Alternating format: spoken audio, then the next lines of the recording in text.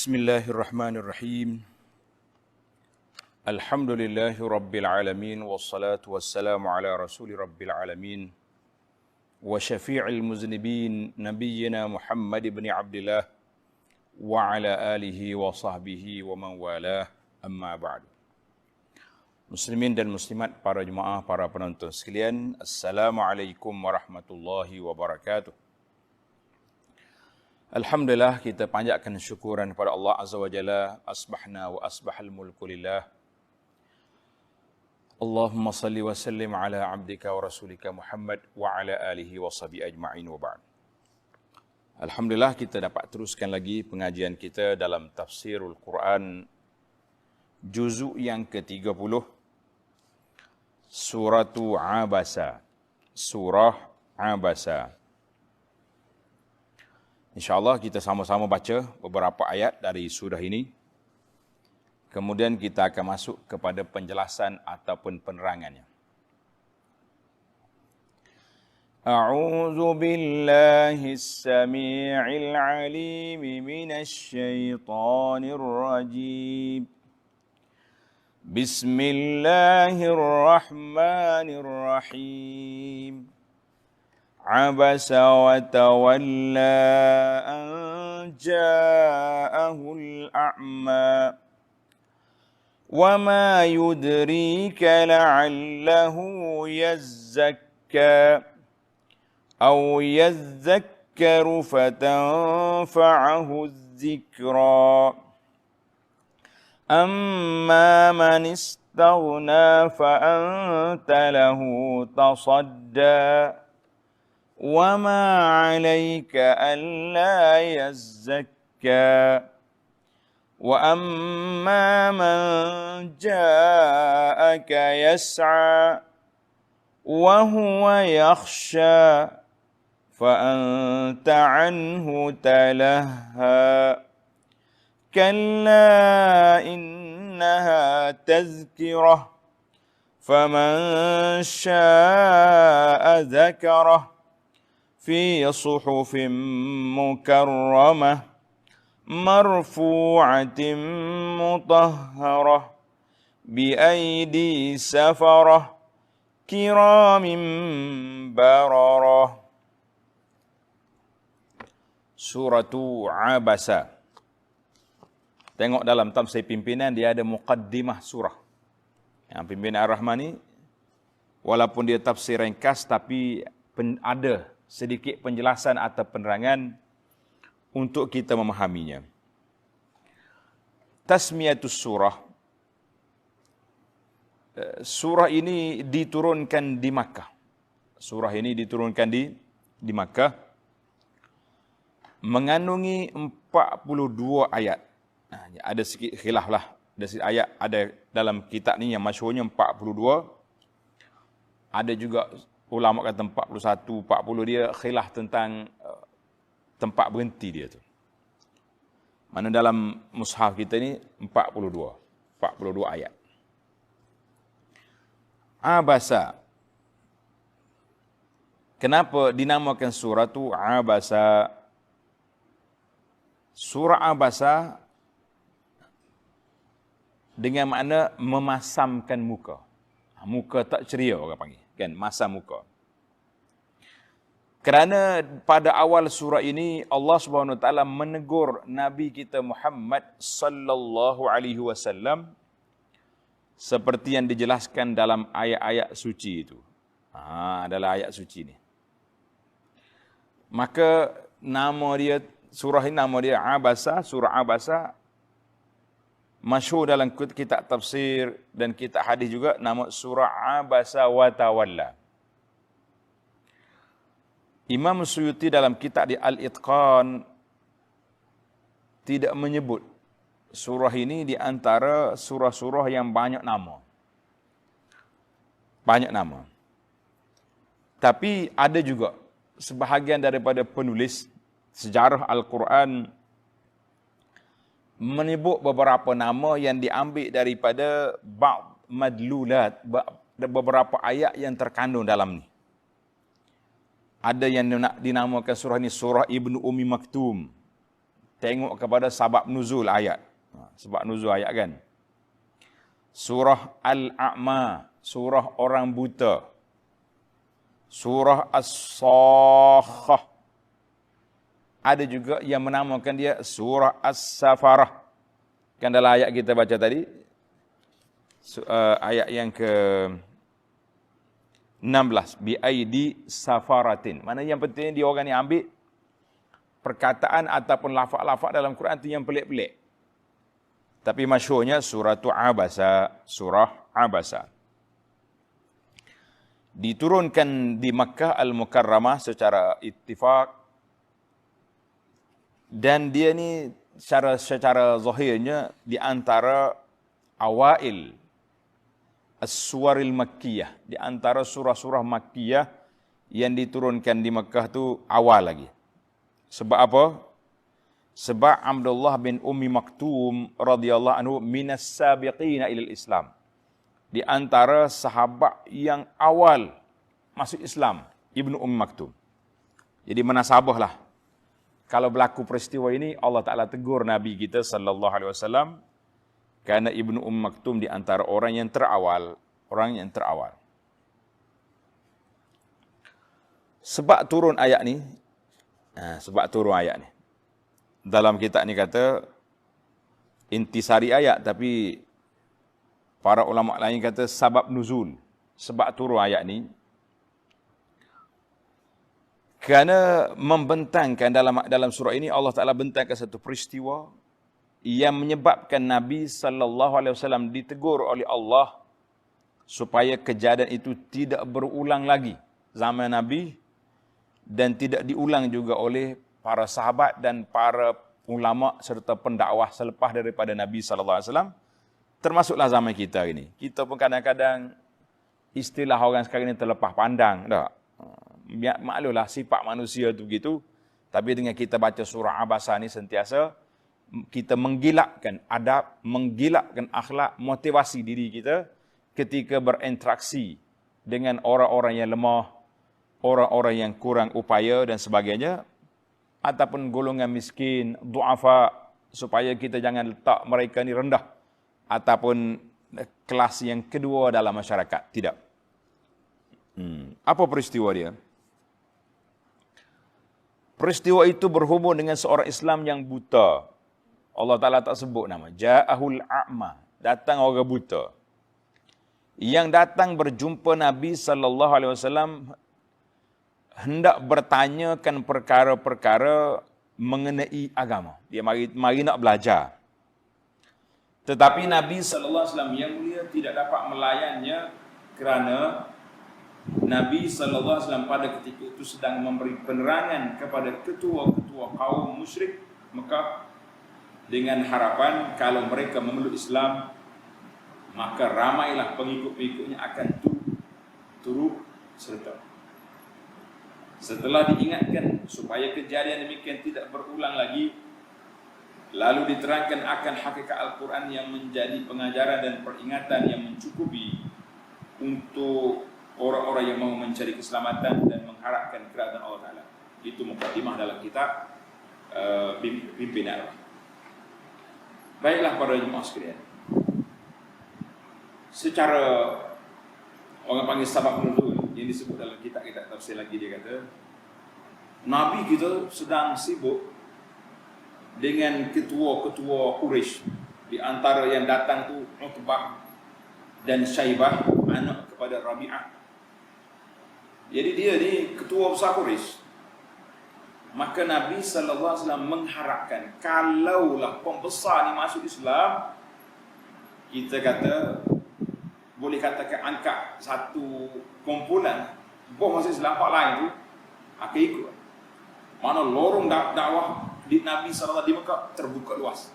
Bukan lorong, bukan lurai. Itu harapan Nabi SAW.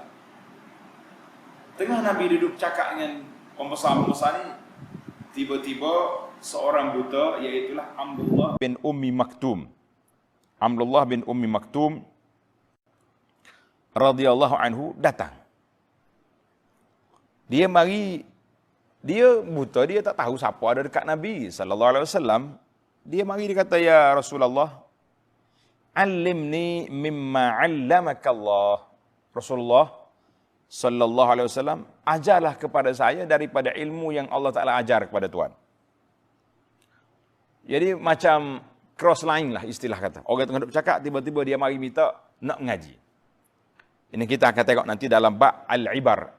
Beberapa pengajaran yang kita boleh ambil daripada peristiwa ini sangat banyak, sangat besar. InsyaAllah kita tadabbur setakat mana yang kita mampu dengan masa yang ada ini.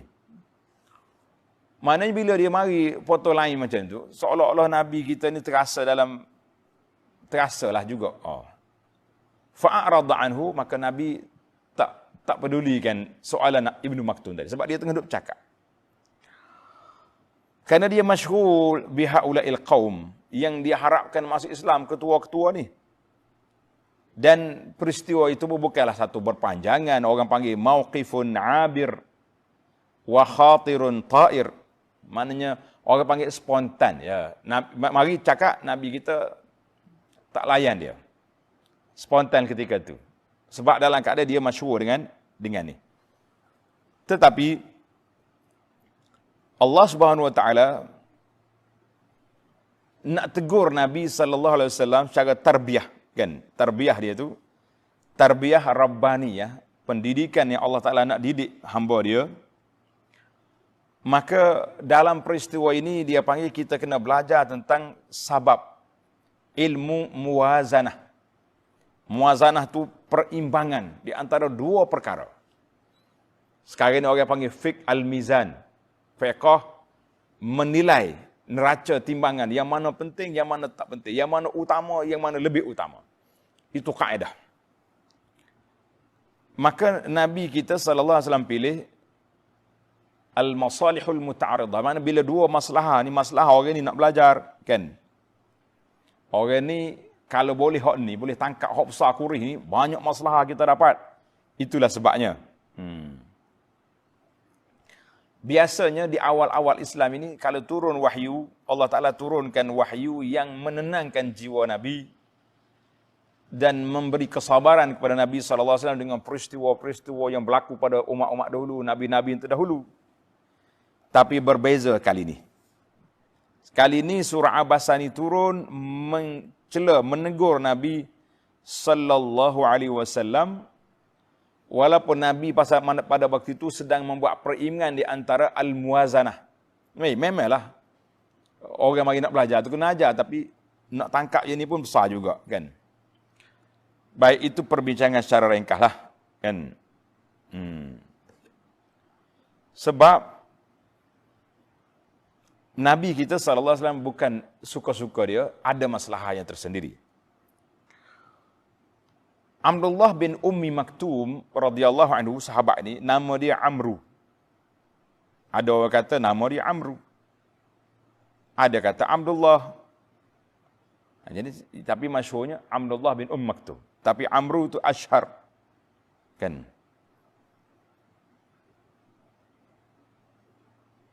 Mak dia nama Atikah. Atikah.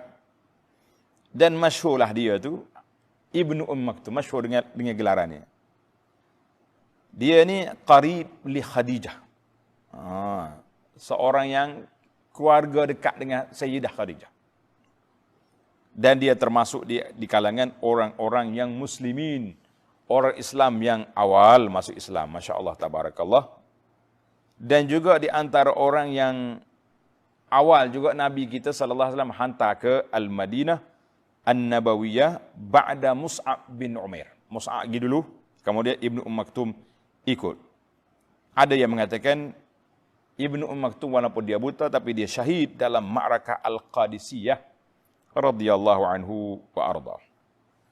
Baiklah para jemaah sekalian, kita masuk kepada penjelasan ayat. Bismillahirrahmanirrahim. Dengan nama Allah yang Maha Pemurah lagi Maha Mengasihani. Abasa wa tawalla. Ia memasamkan muka dan berpaling. Kenapa? an ja'ahul a'ma. Kerana ia tu Nabi lah sallallahu alaihi wasallam didatangi oleh orang buta. Jadi cerita dianya seperti yang kita sebut dalam sabab nuzul tadilah, kan? Sabab nuzul tadi abasa wa bermakna kalaha wa qattaba wa tajahama wajh. Makna masam muka, tidak senyum. Tidak senyum. Abasa muka termasam. Wa tawalla ay a'rada bi badanihi. Maknanya kalau kita ini orang itu masuk, mari nak bercakap, Nabi kita paling ke arah Quraisy. Muka pun tak senyum, tubuh pun paling ke arah Quraisy. Itu maksud dia. Fal abus yakunu bil wajhi wat tawalli yakunu bil badan. Abus makna masam, muka. Kalau kata berpaling, pusing, mana dengan tubuh dia, kan? Maka Allah SWT tegur Nabi kita sallallahu alaihi wasallam dengan peristiwa yang tersebut. Dua perkara tu ya, tidak kata Nabi marah kat waktu ataupun lain, tu ada dua ya. Karena tapi maqam an-nubuwah azim. Darjat kenabian itu besar, tidak layak dengan Nabi sallallahu alaihi wasallam. Kalau kita ni biasa ya. Nah, kalau setakat tak senyum ke orang, tapi cuma beginilah masyarakat ni, kita kadang-kadang kita kena tengok juga jenis orang. Ada orang dia, kita tengok muka dia marah pun kita nampak senyum. Ada orang tu dia senyum pun nampak marah. Dan kita nak kata itu kejadian manusia. Cuma kita kena kenal lah. Ustaz ni pesen dia nampak masam tapi senyum. Macam mana nak kira? Nampak masam, nampak macam backing, tapi senyum ya. Dah Allah Ta'ala buat dia macam mana. Jadi kita kena memahami peristiwa. Nabi ini sallallahu alaihi wasallam walaupun benda tu nampak simple ya, kecil, tapi maqamun nubuwah, makam kenabian tak boleh. Kena sifat dia lebih ke depan, lebih orang panggil sempurna daripada itu. Dalam ayat ini juga kita dapat memahami bahawa Islam itu bermula daripada awal lagi. Kebanyakannya yang ikut Nabi sallallahu alaihi wasallam adalah fuqara, orang-orang fakir, wad du'afa, orang lemah, wal masakin, orang miskin. Ada yang pembesar pun, Sayyidina Abu Bakar orang hebat, kan? Umar hebat, tapi boleh katakan ramainya fuqara wal masakin. Maka para jemaah sekalian, kita jangan peliklah kalau dakwah kita ni diikuti ramai oleh orang-orang miskin. Biasa zaman Nabi sallallahu alaihi wasallam pun hak duduk iltifat, mana hak duduk sekitar Islam ni, sekitar Nabi sallallahu alaihi wasallam ramai orang-orang fuqara masakin. Sehingga Hercules sewaktu dia berdepan dengan Abu Sufyan di Syam, di antara dialog dia tanya, asyrafun nas yattabi'unahu am du'afa'uhum? Abu Sufyan, yang ikut Muhammad ni, kita kata sallallahu alaihi wasallam ini, orang-orang yang mulia, bangsawan-bangsawan ataupun orang dhaif di kalangan mereka. Abu Sufyan kata bal du'afa'uhum. Dah, dia kata bukan orang kaya, orang lemah-lemah je ikut dia tu. Kan? Maka Herakla kata apa? Hakadha al-anbiya. Demikianlah nabi-nabi alaihimussalatu wassalam, kebanyakan pengikut dia du'afa. Amma al-malak, pembesar-pembesar, al-malak ni orang-orang besar-besar ni jarang. Ada, tapi tidak ramai.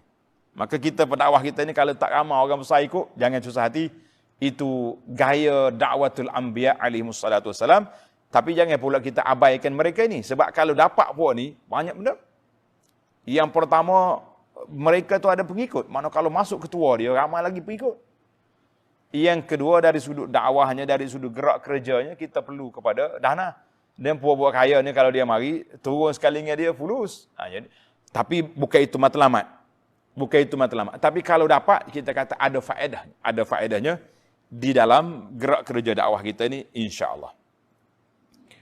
Allahu Akbar. Maka Nabi SAW ditegur, walaupun Ibnu Maktum tadi sebagaimana kata di ulama as-siyar, dia kata dia ni termasuk di kalangan qarib di Khadijah. Mana orang rapat dengan keluarga Sayyidah Khadijah, kan? Keluarga Khadijah, dan dia pun buta, Dia orang buta. Boleh jadi waktu dia masuk tadi, Nabi kita berpaling ke, Nabi kita tak senyum. Dia tak nampak, taklah menggoriskan. Sehingga kata di para ulama tafsir, boleh jadi Ibnu Ummi Maktum tahu peristiwa ini bila? Daripada Quran yang dia baca. Abasa wa tawalla. Kenapa? Dia tak nampak. Jadi tak ada orang tahu. Jangan duduk tanya Nabi marah tu. Lah, tak ada orang tahu. Maka Allah SWT beri kepada sahabat ini beberapa kelebihan yang kita akan tengok nanti. Masya Allah, tabarakallah. Biasalah manusia ni kalau dah sibuk dengan satu benda, jangan diganggu. Sama juga, kadang-kadang kita ni tengah bercakap dengan orang. Minta maaf lah. Dari sudut protokol ataupun orang panggil etika. Kalau tengok orang duduk bercakap dengan orang, kita ada masyarakat. Kita nak tanya soalan, tunggulah sekejap. Sampai habis orang tu, baru kita masuk. Ni kadang-kadang orang duduk bercakap dengan orang, ada masyarakat, ada duduk mesyuarat apa. Dia masuk rempuh masuk. Oh, saya nak tanya soalan. Sabar. Itu pun salah peraturan, salah adab. Maka dalam ayat ini, kita boleh belajar beberapa perkara, dia panggil beberapa qawaid syar'iyah. Ataupun dia panggil qawaid fiqhiyah. Kaedah-kaedah fiqh. Seperti al-maslahatul muhaqqaqah la tutraku li maslahatin mutawaqqah. Maslahah yang memang confirm dapat, jangan ditinggal dengan satu maslahah yang orang panggil mutawaqqah, yang kita rasa boleh agak. Hak ni confirm boleh. Yang ni tak tahu lagi, maka kita tumpu yang boleh. Ini kata. Ada kaedah kata al-umurul muakkadah la tutraku lima huwa aqallu ta'kid minha. Benda yang kuat sepatutnya diutamakan, jangan ditinggal benda yang kurang utama. Yang ketiga, wal maslahatul uzma la tutraku lil maslahatis sura. Maslahah yang besar jangan ditinggal kepada maslahah yang lebih kecil. Maka dalam ni kan, dalam maslahah ni ada dua perimbangan. Pemimpin Quraisy ni kalau kita dapat dia banyak faedah. Tapi kita kena ingat, Ibnu Ummi Maktum Islam. Dia mari nak belajar, maka kita kata maslahah muhaqqaqah. Orang ni nak kuatkan iman dia, nak mantapkan ilmu dia, lebih baik daripada kita duduk tumpu ke maslahah yang belum tentu. Sebab kafir ni Islam kan tidak tak tahu. Macam ni zaman Covid ni, kan? Macam mana para ulama, ahli-ahli fatwa seluruh dunia berani mengeluarkan pandangan ta'liq salat al-jamaah fil masajid. Tangguh dulu solat-solat Jumaat, bahkan Jumaat di masjid. Berat juga fatwa ni. Kita ahli masjid ni, mula-mula keluar ni menangis. Ada imam bila dia baca arahan daripada jabat agama suruh ta'liq, tangguhkan masjid. Dia baca surah arahan tu, dia menangis. Masya Allah, tabarakallah. Jiwa manusia. Wa qalbuhu mu'allaqun bil masajid. Tapi para ulama kita berani buat sebab ada masalah. Kan? Masalahnya iaitu nak jaga nyawa manusia daripada nak menghidupkan satu sunnah yang ramai ulama mengatakan solat Jumaat berjamaah itu termasuk dalam perkara sunat muakkad. Ada yang mengatakan fardu kifayah. Manakala fardu kifayah, alhamdulillah, pihak pejabat agama membenarkan 3-4 orang, imam dan Bilal, seorang dua lagi ikut solat mana lepas fardu kifayah. Azan dilaungkan. Ini saya tak dengar cerita, ada setengah masjid sampai azan pun tak mau laung. Dia kata kalau dia laungkan azan, orang akan rempuh masuk juga masjid. Nak ajak jiwa manusia yang beriman, begitu sekali sayang dia. Nah, insya-Allah bila Allah Taala buka balik masjid ini, kita tengok penuh nanti insya-Allah. Baiklah. Saya tak nak masuk panjang dalam ayat ini kerana kita bukan nak bincang. Cuma nak tengok dari sudut dia panggil fiqh al-muwazanah. Fiqh al-muwazanah. Mana daripada peristiwa yang terjadi itu, abasa wa tawalla ini, kita tengok yatahassalu min hadzal mauqif. Peristiwa ini beberapa pengajaran dan pelajaran dan faedah yang boleh kita ambil, ya, di antaranya al-inayatu bil muqbil akthar min al-mu'rid. Kita kena utama sebagai pendakwah, kita kena utamakan orang yang kita nampak betul-betul nak daripada orang yang lari. Saya nak tumpu dia tu sebab boleh jadi dia akan masuk Islam, boleh jadi dia sokong kita, boleh jadi dia support. Yang betul-betul support, tumpu yang tu dulu. Yang betul-betul orang sudah Islam itu, kita utamakan itu dulu. Ya. Tapi bukan maknanya tak peduli kepada orang ni. Orang yang bukan Islam ataupun orang yang baru nak belajar. Jangan. Yang kedua, da'watul muslimin. Dakwah orang Islam supaya beriltizam dengan agama dia. Ada kalanya lebih utama daripada kita dakwah orang kafir, entah dia masuk Islam ke tidak. Ni kadang-kadang kita duk tumpu ni, tapi orang Islam tu solat tak tahu. Saya kata, alhamdulillah, di zaman kita ini Allah Ta'ala pelbagaikan medium dakwah. Kan? Ada orang yang kerja dia tumpu pada orang Islam. Macam ustaz-ustaz kita, Pak Lebay kita, dia duk mengajar masjid siang malam, kursus solat setiap masa, kursus solat untuk orang hidup, untuk jenazah, untuk orang mati pun ada kursus. Itu ada yang pendakwah kita, Masya Allah, Tabarakallah, NGO ni, kerja dia tumpu kepada dakwah kepada bukan Islam. Kita kata alhamdulillah, dengan adanya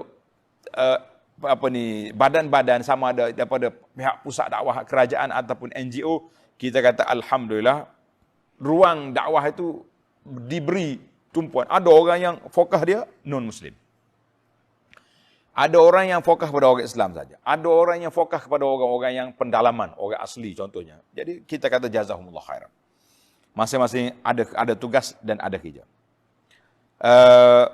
Yang ketiga, dakwah supaya orang-orang yang beriltizam dengan Islam ni betul-betul jaga Islam, lebih baik daripada kita pergi duduk tumpu kepada orang-orang yang tak cara, kepada orang yang sesat, kan. Tapi macam Anda sebut tadilah, kita kata kita pelbagaikan.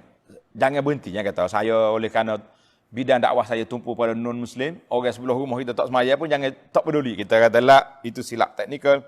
Macam mana boleh jadi gitu, kan. Yang keempat, al-waqi'iyah fi amri dakwah. Dalam urusan dakwah ni kita mesti realiti, tengok keadaan. Pasal itulah ana di antara dakwah saya lah. Kata ulama, alaika an tufakkira fil asya'il maqdurah. Kita kena buat strategi dakwah, kita berfikir di dalam skop kemampuan kita dan juga skop yang boleh dibuat oleh masyarakat. Saya buat contoh lah. Kalau para jemaah yang selalu ikut dakwah yang ana ni, boleh katakan hampir setiap tempat saya pergi. Apa tajuk pun kita akan cakap dalam 40 minit tajuk yang diberi. Kemudian 15 minit, 10 minit terakhir kita akan masuk kepada realiti kehidupan. 3 perkara yang saya tumpukan. Yang pertama, mesti jaga amal-amal soleh. Seperti solat berjamaah, jaga solat sunat, qabliyah, ba'diyah, yang kita panggil sunat rawatib. Dan juga jaga zikir kita siang malam ni. Subhanallah, alhamdulillah, Allahu akbar. Dan jaga penjagaan dari sudut keluarga kita, pakaiannya, patuh syariahnya. Sebab apa?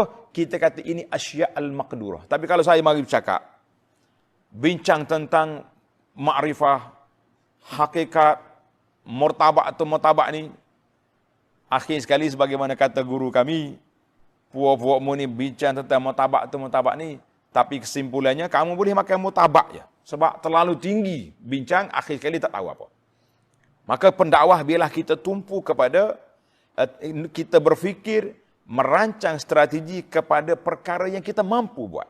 Perkara yang kita mampu buat dan boleh memberi kesan kepada masyarakat serta tidak membazir masa dan masa kita itu dipergunakan untuk perkara yang memberi pulangan kepada masyarakat, insya-Allah. Baiklah, kita terus pada ayat yang berikutnya.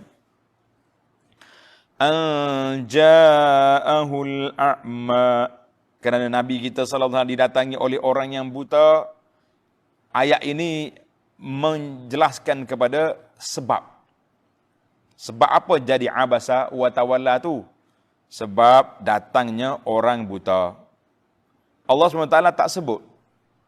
Tak sebut nama dia. Ibnu Ummi Maktum tak sebut. Abdullah bin Maktum tak sebut. Dia sebut apa? Dia sebut a'ma, orang buta. Bahkan biasanya kalau sebut orang buta ni macam setengah orang tak suka tak. Kenapa Allah Ta'ala sebut a'ma? Tak sebut nama. Kata di ulama, dia kata li bayani uzrar rajul. Untuk menyatakan keuzuran Ibnu Ummi Maktum. Sebab dia masuk, dia tak tahu siapa ada dekat Nabi sallallahu alaihi wasallam, tak tahu. Dan dia juga tidak nampak memek muka Nabi sallallahu alaihi wasallam, tak suka dengan cara dia tu, masuk terus pergi tanya soalan. Maka seolah-olahnya Allah SWT tegur Nabi sallallahu alaihi wasallam, ar-rajulu ma'zur bil amal. Orang ni uzur kerana dia buta. Kalau dia mari terus tanya soalan pun dia ma'zur sebab dia tak tahu siapa ada dekat Nabi sallallahu alaihi wasallam. Itu dia panggil keuzuran. Allahu akbar. Tapi kita kena ingatlah, buta mata tidak masalah, yang kita jadi masalahnya buta hati itu masalah. Allahu akbar. Ayat ini sekali lagi memperingatkan kepada kita bahawa Allah Ta'ala tegur Nabi SAW di sini, dan jangan kita lupa, Allah Ta'ala juga angkat Nabi dalam ayat, wa innaka la'ala khuluqin azim. Wa innaka la'ala khuluqin azim. Maknanya bukanlah akhlak Nabi, bukan sifat dia, bukan watak dia masam, tak layan orang, lah. Cuma benda tu benda abir wa khatir. Maknanya spontan dalam kes tu, itu saja. Spontan dalam kes tu. Maka Nabi SAW yang telah diperintahkan oleh Allah Azza wa Jalla supaya menyampaikan dalam surah Al-Ma'idah ayat 67, Ya ayyuhar rasulu balligh ma unzila ilaika min rabbik. Wa illam taf'al fama ballawta risalatah. Wallahu ya'simuka minan nas. Hei Rasul, balligh ma unzila ilaika min rabbik. Sampaikan apa yang telah diturunkan oleh Allah kepada kamu. Maknanya kalau kita Nabi tak nak sampaikan, dia delete ayat ni. Apa pula nak sebut ayat yang dibaca daripada zaman Nabi sallallahu alaihi wasallam, dia sendiri baca, sahabat baca depan dia, dan kita boleh baca sampai hari kiamat, duduk cerita, duduk tegur Nabi sallallahu alaihi wasallam. Baik, Nabi sembunyikan. Tapi kata di Aisyah radhiyallahu anha, "Lau kana Muhammadun sallallahu alaihi wasallam katiman syai'an mimma unzila alaih."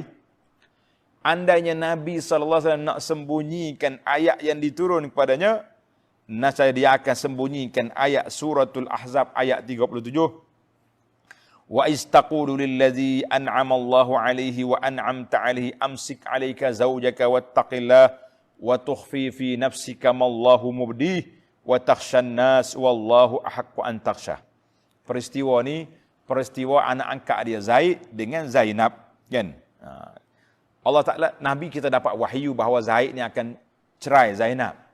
Dan Allah SWT akan kahwinkan Zainab itu dengan Nabi SAW. Wa tukhfi fi nafsika ma Allahu mubdi. Mu sembunyikan benda ni, tapi Allah Ta'ala akan dedahkan ni, ayat ni. Nabi tak bagi tahu benda ni, peristiwa ni akan berlaku, tapi dia ada dah wahyu. Bukan Nabi kita tu, ni puak-puak jahat, puak-puak Israeliat ni, dia kata wa tukhfi fi nafsika, Nabi dah sembunyikan dalam diri dia nak kepada Zainab tu. Pasal itulah dia suruh Zaid cerai. Kita kata itu perbuatan jahat yang tidak beradab kepada Nabi sallallahu alaihi wasallam. Dan untuk maklumat para jemaah, masalah puak-puak jahil, puak-puak Israeliat, puak-puak Bani Israel ini banyak cerita-cerita dia, kisah-kisah dia, jangan diambil pasal peristiwa-peristiwa ini mencalarkan kehormatan Nabi, bahkan para anbiya alaihi wassalatu wassalam yang lain. Maka dalam ayat ini Nabi sembunyikan peristiwa ini, tapi Allah Ta'ala dedahkan. Wa takhshan nas, mu takut orang kata Muhammad kahwin dengan menantu, Muhammad nak ambil, nak rampas hak, macam-macam kata. Wallahu ahqqu, tapi Allah Ta'ala lah patut mu takut, sebab peristiwa itu berlaku merupakan tasyri', perundangan Islam nak membatalkan sistem anak angkat anak sendiri. Tak ada. Orang jahiliah dulu kalau kita lantik ambil anak orang, dia tukar bin Zaid bin Muhammad.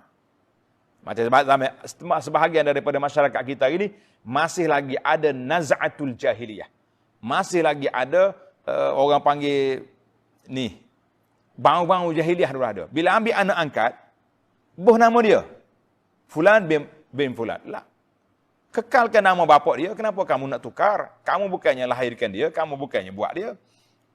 Itu di antaranya. Maka kata di Aisyah radhiyallahu anha, kalaulah Nabi nak sembunyi, dia akan sembunyikan ayat ni. Tapi tak ada. Siapa dia kata Nabi sembunyi, faqad khana risalah, Nabi kita telah mengkhianati risalah.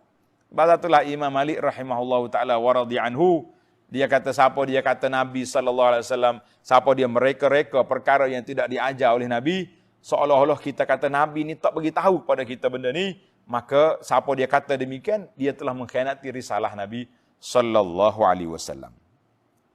Peristiwa kata-kata Aisyah ni dikeluarkan oleh Bukhari dan Muslim. Baiklah para jemaah sekalian, dalam ayat ni Tuhan kata.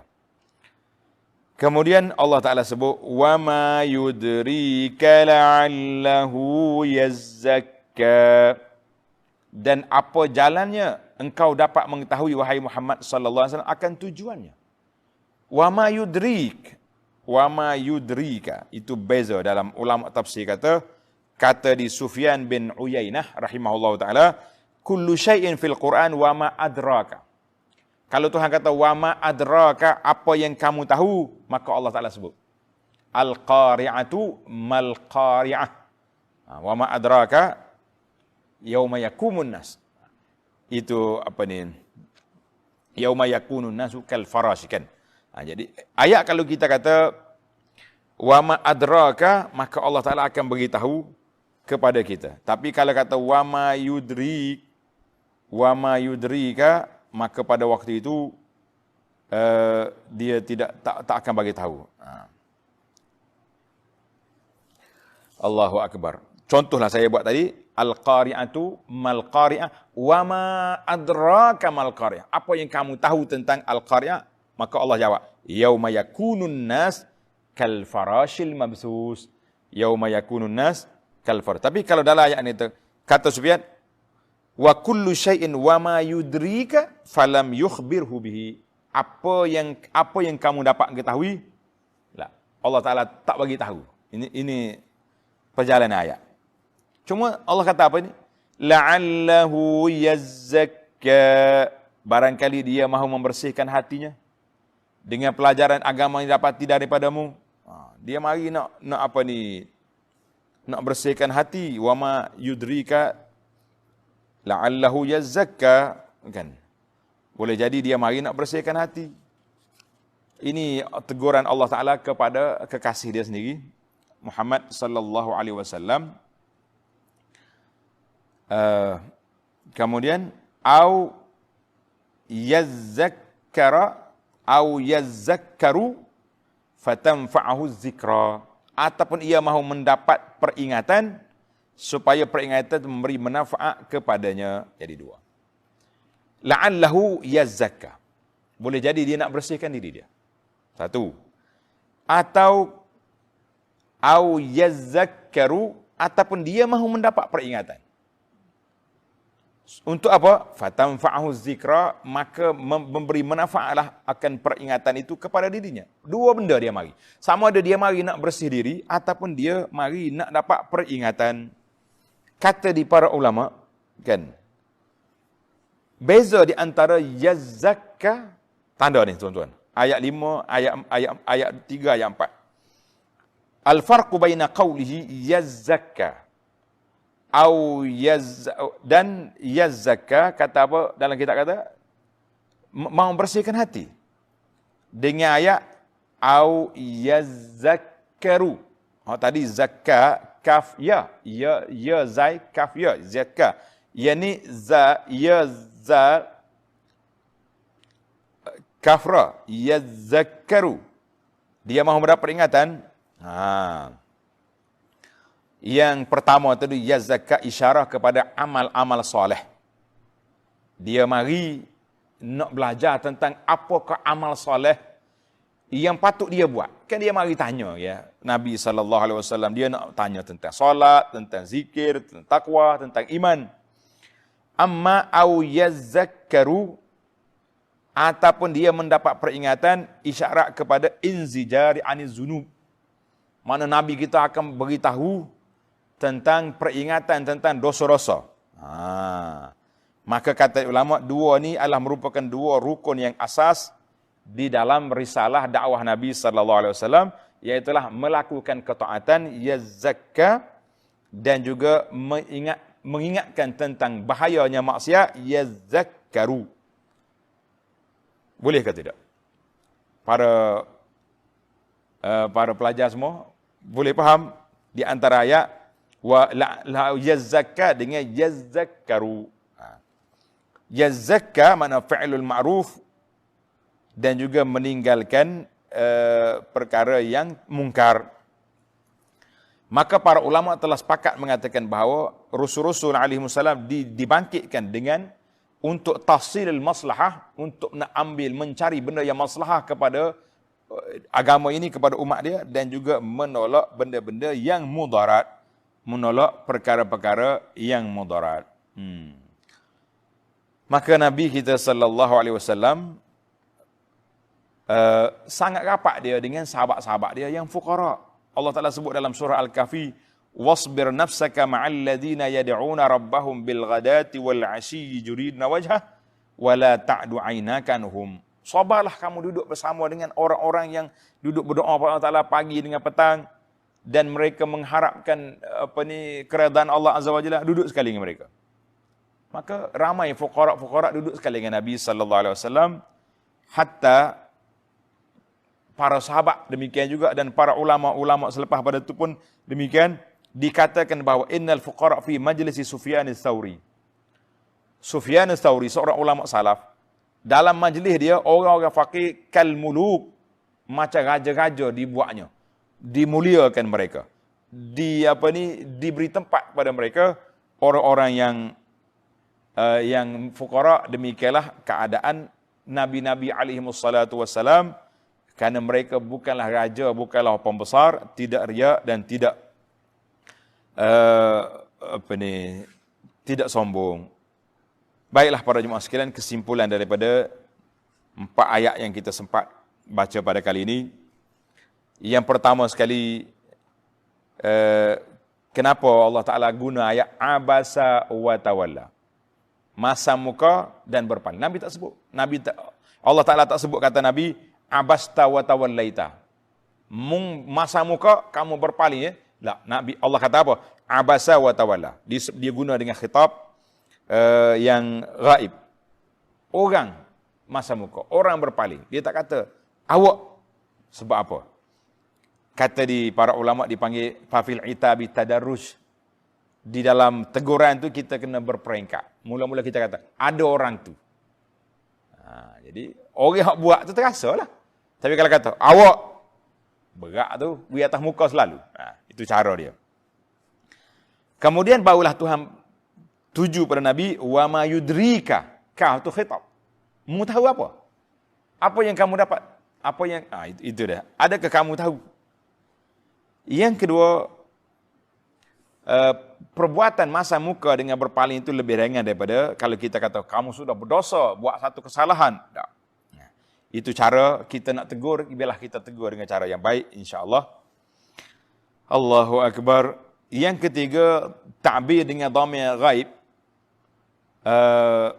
seolah-olah orang lain yang buat. Itu kita sepatutnya begitulah. Yang keempat, orang buta itu tak nampak pun, la yara, kan? Dia tak nampak, jadi dia tak terasa dah, walaupun Nabi masa muka.